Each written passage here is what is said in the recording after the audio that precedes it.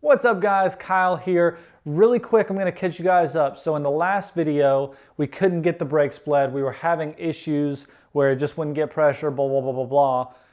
But skipping forward, I got help from my friend Walker. You might know him from a couple videos, you know, from before and everything.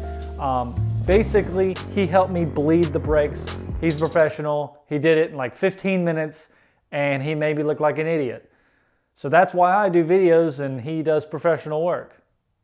Anyways, we are done with the brakes. We're gonna move on to the clutch stuff today. After we get all this stuff together, we'll be able to put oil on the bike, start it, and hopefully it runs because I still haven't ran it yet. Yeah. So first thing we're gonna do is kind of go over everything we have right here. So we have a brand new clutch cover gasket right here. So when we put everything back, it's not gonna leak. Then we also have 3 Busa springs or Suzuki Hayabusa springs. I'll put the code or the item number if you guys need it. But basically I'm going to use 3 of those springs and then 3 OEM springs so that way it's stiffer but not too stiff. With upgrading your springs, you're going to want to go ahead and upgrade the clutch plate as well. This is the Koso one. There's a couple different brands out there. Basically, the reasoning for changing this or upgrading it is because with a stronger spring, you're going to create a lot more pressure, and the stock or OEM plates like this tend to crack. So we're just going to go ahead and upgrade it just to make sure that doesn't happen to ours. And finally, the last thing that I'm most excited about is the StraightUp Pumps oil pump. So this is the Kataco high flow oil pump. Basically, they take a normal high flow oil pump, they put this on it, which is a copper tube. I believe they crimp it in there or press it in there. Basically, what it's gonna do is when the bike is up in the air in a wheelie, this oil pump is at the front of the bike while all the oil is at the back of the bike. So through all that, you're not going to get oil to the oil pump, which is going to starve your motor of oil. So that's why we're going to put this in there. This grabs oil from the back end and basically forces it from the back to the front, even if you're in a wheelie. So that's why we're putting this in there. I can finally do wheelies longer than 5 seconds, so I need this.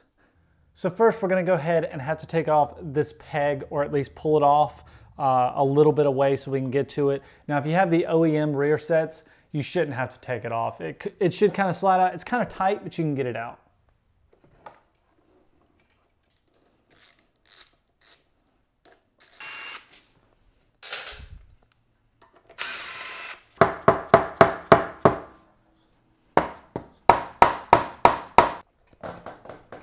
This thing is on there. That thing was on there so freaking tight. So just to kind of show you guys really quick, this is the oil spinner and this is the clutch assembly.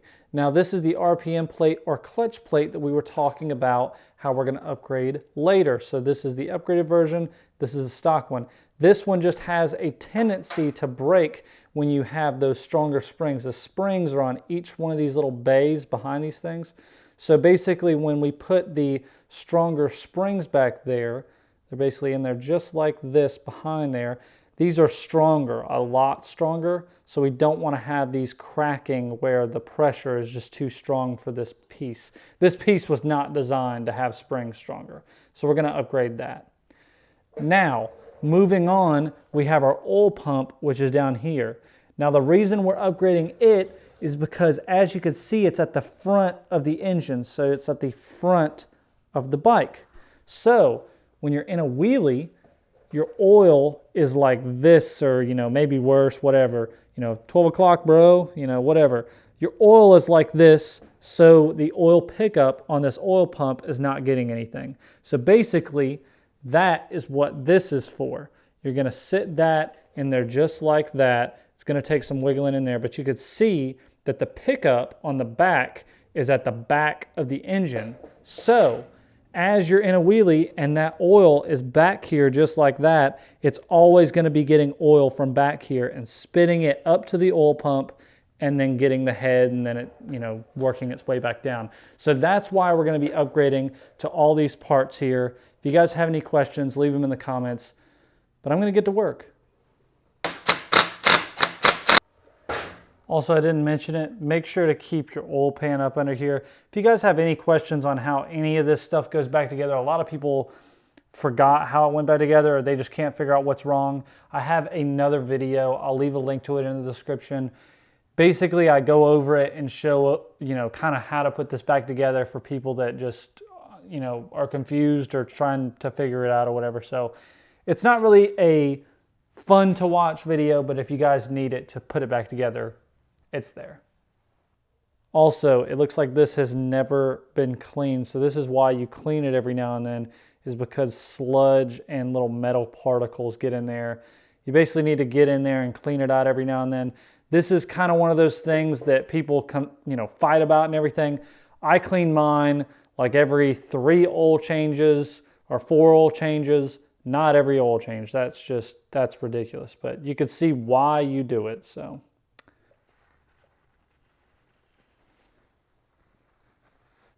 So we just got all the gunk out of there and just got it all cleaned up and everything, so we'll put that back in a minute. Now I was gonna go ahead and take this piece off because I honestly thought it was necessary, and with that you would need this special tool. But as I noticed, you should be able to get this plate out of here by clearing just by a little bit, and you can also spin this and get it lined up where you need it. So I'm gonna go ahead and take this off, change out the springs and the RPM plate without taking that off. That way you guys don't need this special little tool right here. So I'm going to go ahead and do that next. Also, I used an impact gun to take it off, not to put it on. Please learn from this. Do not use an impact gun to put these screws on, and make sure you do them evenly. You can crack this little plate here. Even though it's harder to crack, you can crack this plate, or you can crack your clutch basket. You can do a lot of damage. So just make sure you don't use an impact gun to put it on, and make sure you do it evenly. 1, 2, 3, 1, 2, 3, over and over. So now here we got a stock spring, so we're gonna squeeze that. You can see it's definitely squeezing. Here's our Busa spring. You can see I'm right-handed, and look at that difference. It's a huge difference. So that's why we're using 3 soft and 3 hard. So we're gonna do a OEM, and then a Busa spring, and then OEM right here, and then a Busa, so just every other one a stronger spring. So now we got all our springs ready to go, so we're just gonna go ahead and put on the RPM plate. Now we're gonna have to kind of put our springs where they need to be and everything. Just kind of line them up, get them in their grooves, and slowly it will go in there. And just have your bolts ready. Again, don't use the impact gun to put these bolts in. You'll create a lot more damage than it's worth.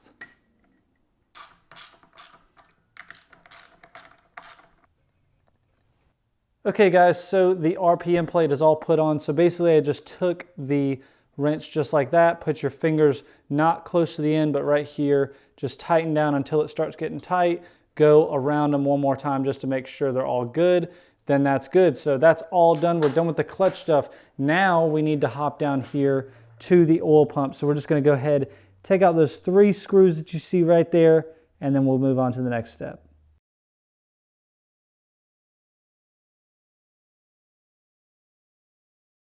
So here is our OEM pump. We're going to need to take off the OEM drive gear on the back side, since this one, the new pump, does not come with a drive gear. So we're just going to take that out by this little C-clip right around the edge right here. So I got a little tool, going to take that off, take off the drive gear, put the drive gear on there, then install the pump.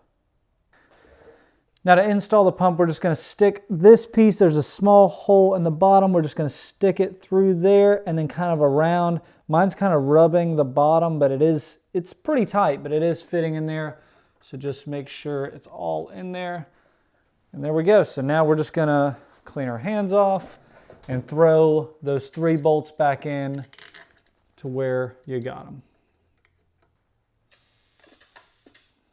All right, so everything is done. Everything's installed. The oil pump's on, and all the clutch assembly as well is on. So now what I'm gonna have to do is basically clean up around where the gasket's gonna go, maybe wipe it with some alcohol, and then put the cover back on, and then obviously the ZZ peg as well. but I'm gonna do that off camera just to not bore you guys, and then the bike will be starting. So right photogrammer style now. All right guys, super good news. It all works. Couldn't be happier. So happy. All the stuff works. The only thing I couldn't check is the clutch itself, and that's just because I don't have a lever at the moment. But for the engine side of things, this is the first time I've cranked it up since I did all the head and did all that kind of stuff. So it all works. Couldn't be happier. Super, super happy. Problem though, I forgot something. Definitely operator error, but I forgot to put that back in. So hopefully that's not too big of an issue, but I'm basically just going to lower this down, put it on its side, and fix it. All right guys, that's gonna do it for this video. Hopefully you guys enjoyed. If you have any questions, make sure to leave them in the comments section below. I gotta take off this bike and redo that thing. Make sure you don't forget that. Gosh, dang.